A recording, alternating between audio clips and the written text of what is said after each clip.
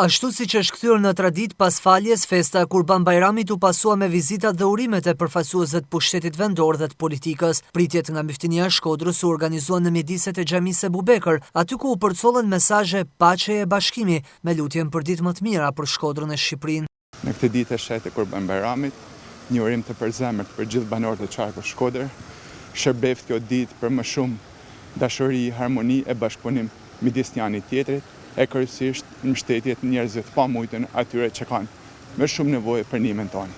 Gëzuar edhe ju. Kjo festë e besimit e krijuar, e bazuar me një sakrificë mbar gjithmonë edhe mesazhin e humanizmit, solidaritetit, ndihmës, dashurisë për të tjerët, sidomos ata që janë më në nevojë. E sot është dita të përsërisim fort këtë mesazh dashurie për njëri tjetrin, për paqë, për harmoni, për dashuri, shëndet e begati në familjen e çdo shqiptari kudo gjendet. Dua të urojnë këtë ditë të Kurban Bajramit, jo vetëm komunitetin musliman, por tanë qytetarë të Shkodrës së mbar vendit, për një ditë edhe një sezon plot begati, shëndet në familje, harmoni. Shkodra është kryeqendra edhe harmonisë fetare.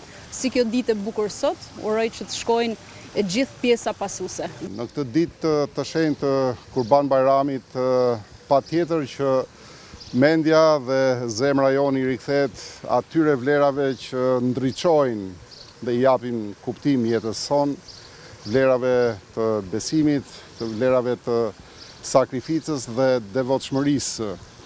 Kjo festë nuk është thjesht një rit fetar apo një akt profetik, ajo është një herazi, një thirrje e Zotit për njeriu, një thirrje e Zotit për gjithë ne, për të reflektuar dhe për të vepruar, për të ndërtuar një shoqëri më të drejtë, më të dhemshur dhe më të mirë për gjithë ne.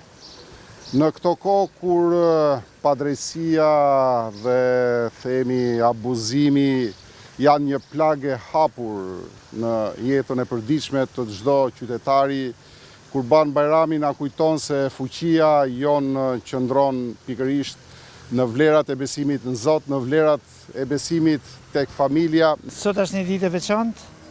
Besimtarët tonë shokmish festojnë festën e madhe të Kurban Bajramit. Në emrin të Partisë Socialdemokrate, në emrin të deputetëve të Partisë Socialdemokrate dhe veçanti në emrin të këshilltarëve të Partisë Socialdemokrate duhet të uroj të gjithë besimtarët musliman kudo që ndodhen gëzuar e përshëmot Kurban Bajramin. Për besimtarët kjo ditë shënon shpërndarjen e lëmoshës, solidarizimin me të varfrin, në mënyrë që të gjithë të kenë mundësi ta gëzojnë së bashku këtë festë.